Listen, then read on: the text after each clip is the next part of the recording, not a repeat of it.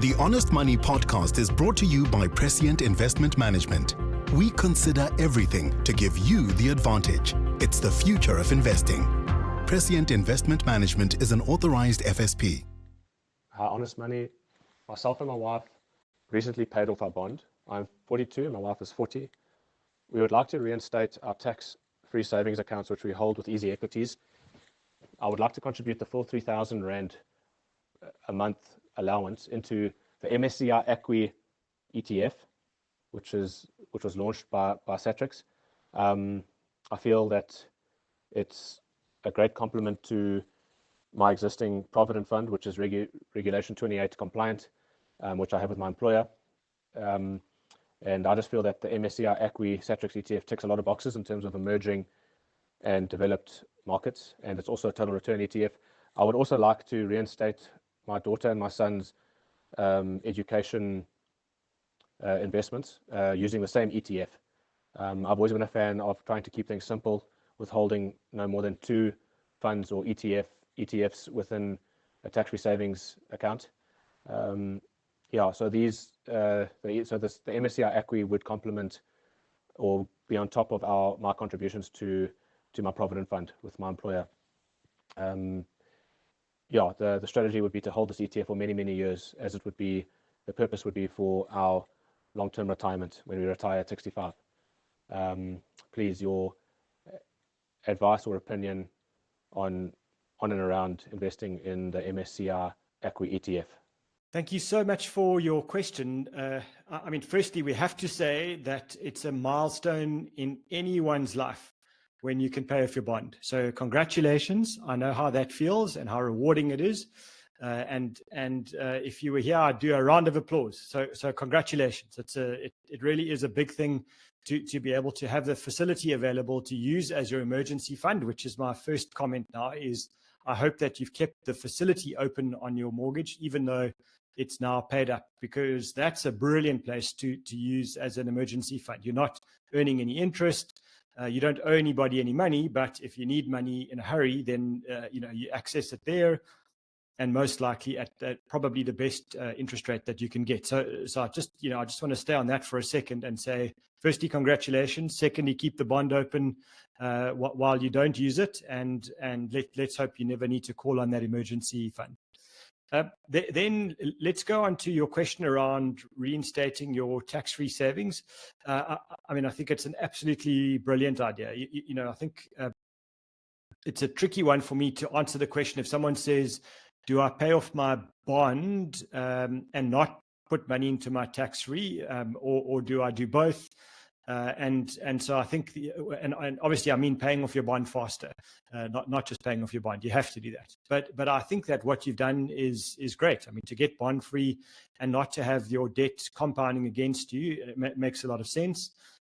You're in your early 40s, you and your wife, so that means that you've got time on your side to let the tax-free compound and get to the maximum, remembering that you can do 3,000 a month or 36,000 a year, and then you get to a lifetime limit of 500,000. So your objective is to try and get to the 500,000 as fast as possible and let the capital grow and compound on itself as long as you possibly can before you hit retirement. That means, if it's 42 and you haven't done much into your tax-frees, you're probably going to get to around about age 57, somewhere around there, 55, 57, before you've maxed out your contributions. And then you've got a good long period, both leading up to retirement at 65 and then even into retirement, where you can let that capital continue to grow. So I think, no question, I think it's a very good call to maximize the tax frees for you and your wife. I want to just jump very quickly to then discussing your children's education as well and your children's savings, because most of the time parents, they'll start an education investment for their children. And in my experience, what happens is by the time they get to school, the kids get to school, the parents then use use their own salaries and their own cash flow to fund the school expenses, and they don't access the education fund. So if that's possible with you, it sounds to me like you're very disciplined and very controlled with your money, then you might want to think about doing something a little bit different. And to me, a little bit different means consider contributing some money. It doesn't have to max out, but consider contributing some money to their tax frees as well. And 100%, putting it into the same investments that you would do makes all the sense in the world to me. So that's just the one tweak I would make. If you're concerned that you might want to use the money for their education, and you think that that's very likely, then naturally you don't want to put money into a tax-free savings that that you're going to draw out. So then rather don't do it. But if you think that what I'm saying might sound like you, where you might actually end up building up some extra capital or extra cash and paying school fees yourself, then really consider starting the tax-free for your children. To me, it's it's also a brilliant thing to do. If they've got grandparents or aunts or uncles or friends or whatever, your friends that want to give them gifts every year, telling them to rather put the money into tax-free savings, I think makes a lot of sense. It's a heck of a gift to be able to give your child at the age of 16 or 18, to give them a fully funded tax-free, and hopefully you've given them the education along the way, so that by the time they're 40, they could probably stop work. And I think it's a mighty gift to give somebody. So just consider that. In terms of what you put into a tax-free savings, I'm just going to go through the principles first, and then let's get down to the nuts and bolts. Because a tax-free really should be a 10 to 30 year long investment, then it does make a lot of sense to me that you allocate 100% to a fund that only invests in shares. So, choosing an investment that only invests in a money market or a very low risk balanced fund where you've got 60 or 70% in cash and bonds doesn't make a lot of sense to me. The only reason that you would choose a very low risk investment where you've got a very low allocation to shares is because of your own psychological tolerance for risk. In other words, you put everything in shares, the market does well, your tax-free goes from 100 to 400,000 Rand over time, and then the stock market takes a nice big hiding and goes from 400 down to 200. And if that causes you to panic and to sell, then you don't have the tolerance for risk for 100% invested in shares, in which case you need to reduce your allocation to shares and upweight your allocation to cash and bonds as a stabilizer and a kind of a shock absorber in the portfolio. The shock absorbers always have value, but you just need to know that, like a car, the shock absorber doesn't make the car go faster, it helps it not to crash. And so that's what you're doing with your investments, is consider the allocation to shares to be the engine, and your allocation to cash and bonds being the shock absorber and the brakes and the suspension and all the things that make the car go around corners and slow down, but adds a lot of weight when you're trying to go really fast. So that's about as much as I know about cars, but it does tie up very nicely to investments. So I guess then your decision around choosing an index tracker makes sense. I mean, I think I'm not too fussy around choosing a global equity unit trust or a global ETF. I think both have merit. So if you're fixed in your mind on choosing the MSCI ACWI, then I haven't got a problem with that at all. I think just to explain for our listeners, MSCI is the name of an index company. So it's the Morgan Stanley Capital International Capital Index. I can't remember now off the top of my head. And what they do is that they just formulate indexes around the world. And then what happens is they will allow companies to launch products that track those indexes. And so the ACWI stands for the All Country World Index. And it's very different from the MSCI World. Now, the MSCI World, if you read the label on the box, you would think that means it's all the stock markets in the world. And that's exactly what it should be. But of course, life is never as simple as it should be. So the World Index is actually only developed markets. So it's basically, the US, UK, Europe, Japan, maybe a little bit of Oz, but not much else. And so you lose out when you invest in the world index only. You're losing out on access to India, China, Brazil, the whole of South America, the whole of Africa. So and then also some of the smaller Asian markets as well. So I think you would be losing out, potentially on the economies that are going to grow the world's stock markets and economy in the next 20 or 30 years. So the all country world index, the ACWI, by contrast, is then all the countries in the world.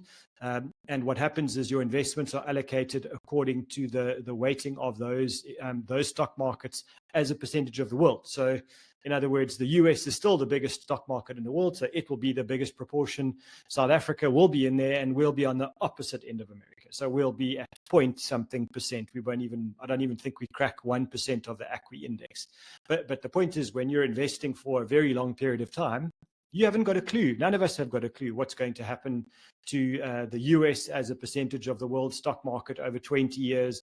Will Japan continue to do well? Will it shrink? Will the UK implode and become an emerging market? I'm only saying that half jokingly. I think that they're doing a very good job of destroying their economy.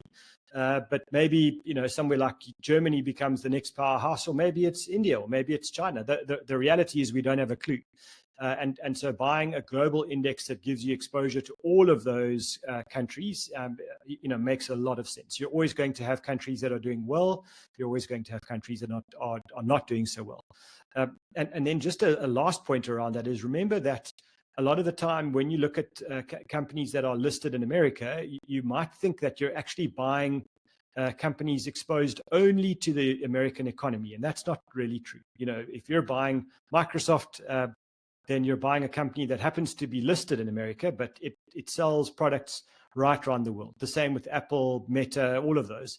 And so just to know that more and more as companies globalize, you are really getting exposure to global businesses as well.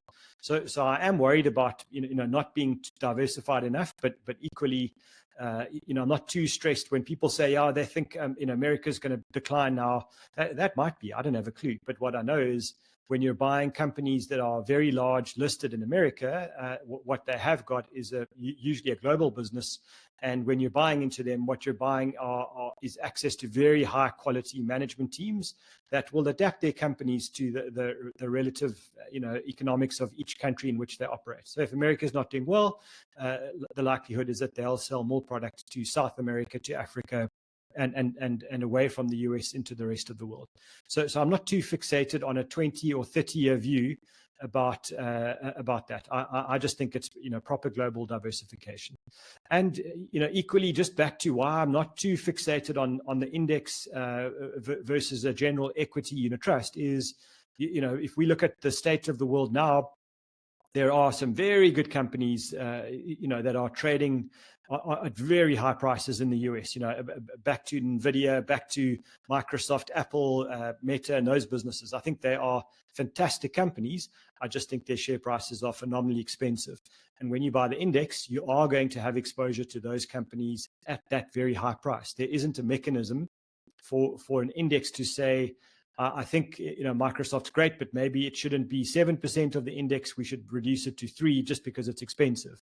And so when you buy a general equity unit trust, that's exactly what you're paying a fund manager to do, is to apply their minds to those companies that are cheaper and to buy more of those, and to have a smaller or no exposure to the companies that are very expensive.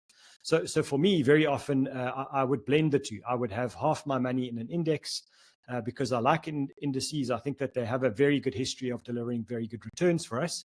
But equally, when markets get out of kilter and valuations get very expensive in certain parts of the world and in certain parts of the stock markets, I like having a very good in equity manager that obviously must do it at the right price. I'm not interested in overpaying fund managers for a job. I think that they do add value if their fees are reasonable.